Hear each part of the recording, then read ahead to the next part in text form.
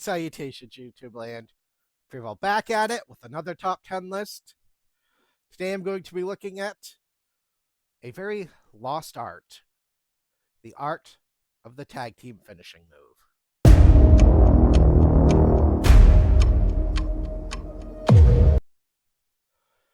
Unfortunately, tag team wrestling is kind of non existent as of late. There are a few teams trying to stick it out, but I grew up in the days when there were like tons of teams.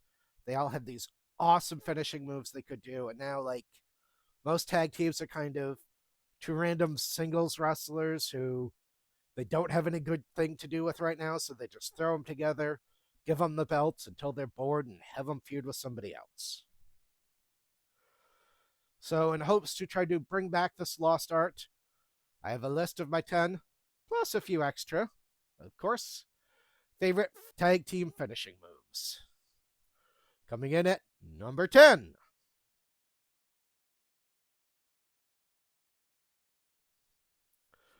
It's a move that doesn't get talked about much online. I actually had to do a lot of research just to remember the name. Well, I could remember the name, but I couldn't remember exactly how it went.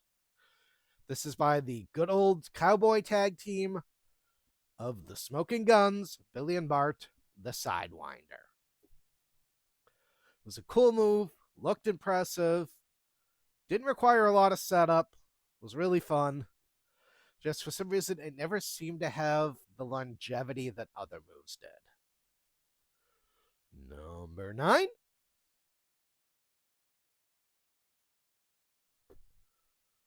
One of my favorite all-time promotions is ECW.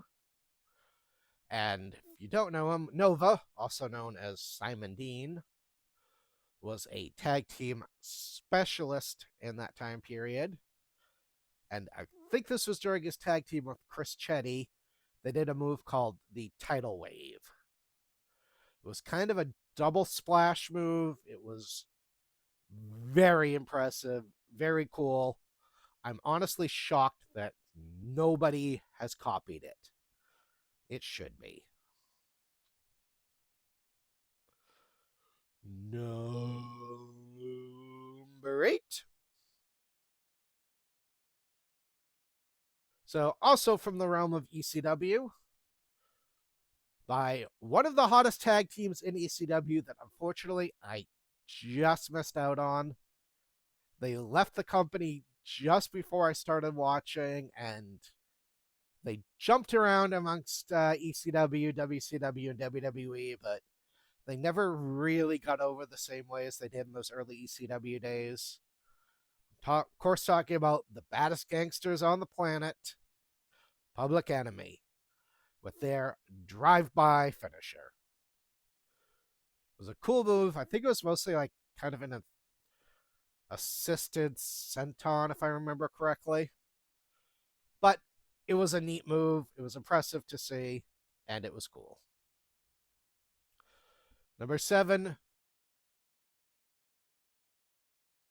we are going very, very old school on this one.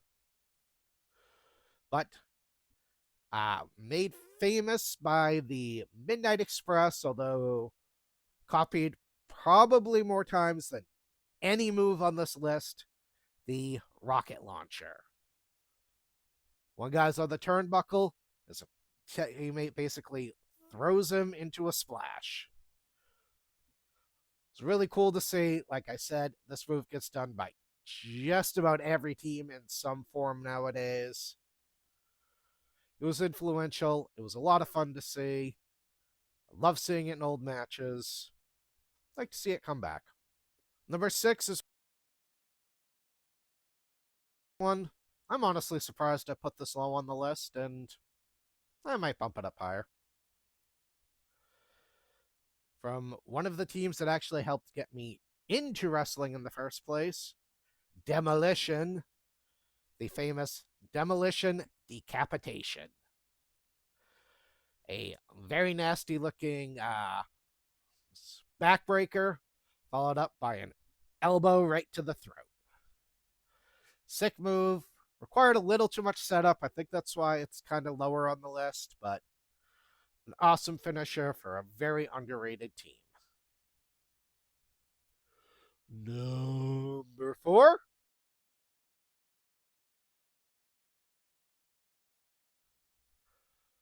going back to the world of ECW, that honestly, I think their tag team division might have been severely underrated looking at this list. They had a lot of really good teams. But anyway, Cronus and Saturn, the Eliminators, with Total Elimination! Yeah, my Joey Styles isn't good. I know. But yes. Basically a sweeping roundhouse followed by one right to the chin delivered simultaneously. When they were on their game, it was a very cool, lethal looking move. They could hit pretty much out of nowhere. Awesome, awesome move to see. A few teams have tried to do variations on it. It's just never quite hit the same as when they did it. Number 3 is from one of my favorite teams that, once again, they literally broke up like a month before I started watching wrestling, so I had to go back and watch them on old tapes, which is what we used to refer to the network back in the 90s. It says Bret the Hitman Hart, Jim the Anvil Neidhart, the Hart Foundation with the Heart Attack. Jim would lift the opponent up over his head in a bear hug. Bret would come off the ropes with a flying clothesline, take him out. Sweet move they could hit on practically anyone. It looked lethal, was really cool, and I'm sure it was safe as heck to take. I love that move. I always pop when Natty or someone else tries to bring it back. I would like to see more of it. Number 2.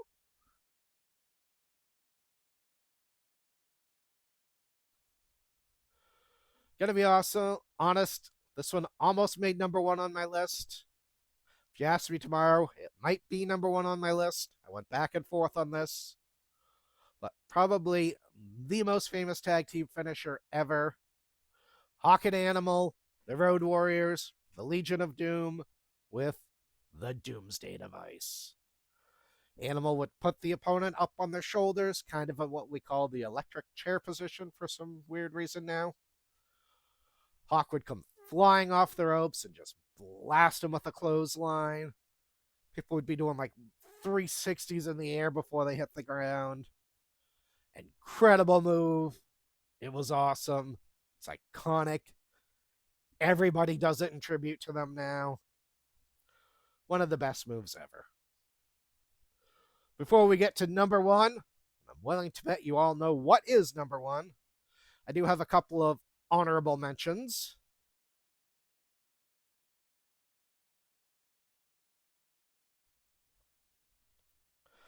Up first, from honestly one of my favorite tag teams that they did well in WWE, but never really were as hot as they were in WCW.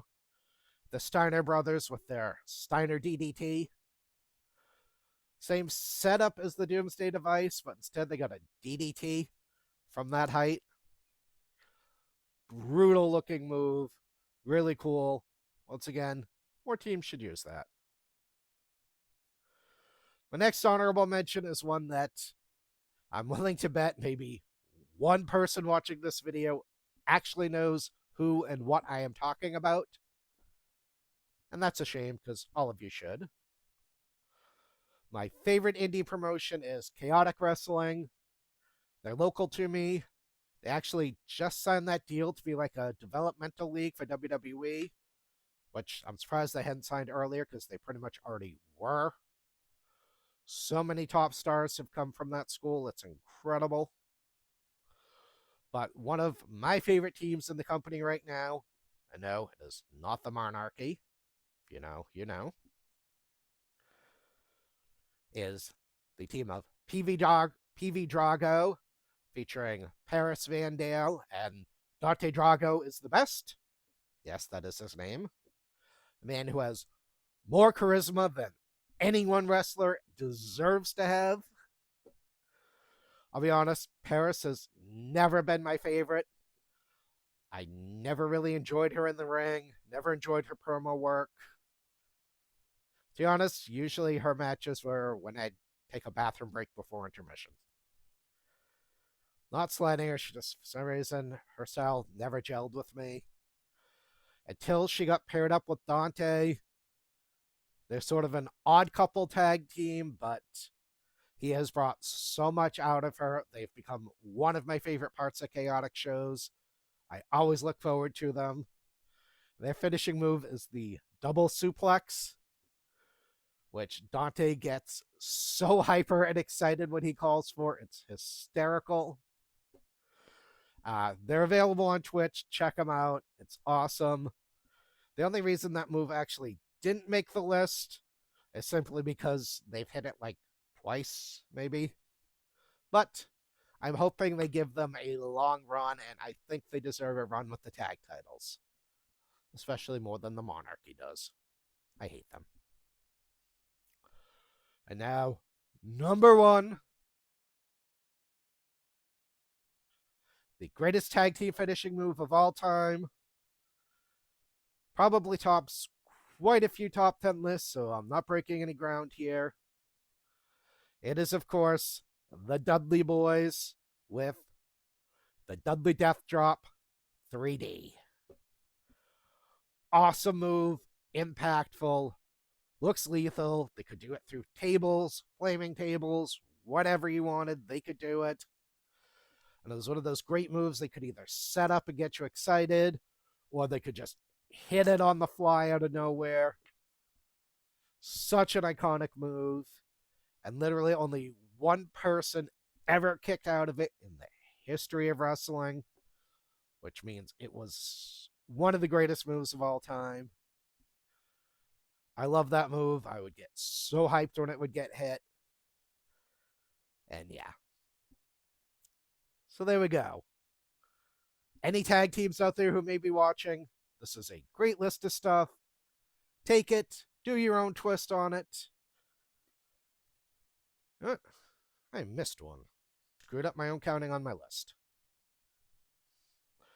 Well, I'm just going to throw this one in here as a special bonus, because I can't do basic math, like, numbering 1 to 10. Another move that has been lost to time is Power and Glory's Powerplex. Hercules would hit a superplex off the ropes, followed by Paul Roma with a perfectly timed splash. Once again, somebody should steal that move. It was so popular. It's so cool. You can do a twist on it. If you're crazy, you can try a moonsault or just do a frog splash with it. Somebody needs to bring that move back. If you're wondering, that should have been somewhere in the top 5. I just did 2 number 2s. Stomach problems. Anyway, that's the list. What did you guys think? Sorry, I can't count. Any moves that should have made the list? There were a few that were close. What's your favorite on this list? Would you have ranked anything higher or lower? Let me know down below. As always, thank you for watching. Be excellent to each other. Party on, dudes. And make sure you like, subscribe, all that jazz.